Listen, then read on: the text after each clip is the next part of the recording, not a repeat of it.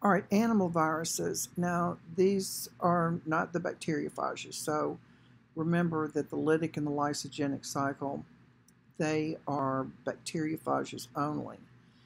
There are a couple of key variables for viruses that infect animals, and this is whether they have an RNA or DNA.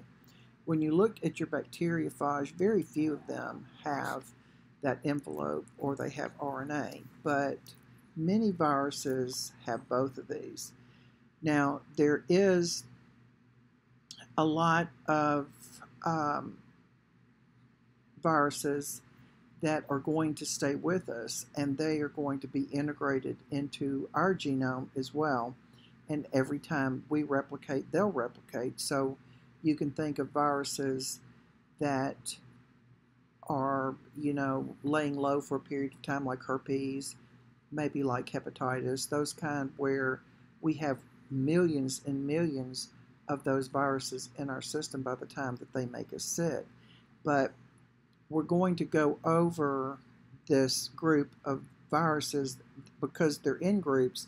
They're always grouped according to whether they have RNA or DNA, whether they have an envelope, whether they're double-stranded or single-stranded. Now, for your test purposes, I don't care if you know all of the DNA and RNA viruses. You ought to be able, if I ask you for an RNA virus, you ought to be able to give me an example. The same with a DNA virus. As far as whether it has an envelope or not, um, I don't care that you know which ones have an envelope or not. Certainly, the ones that are the most serious, flu, they have an envelope, and we'll go through some of those. But the particulars, I'm not going to be so picky about for you.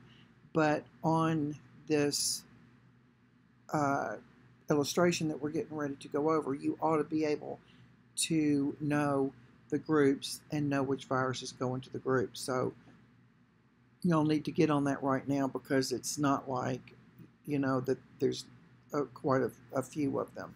So we'll take those in just a second.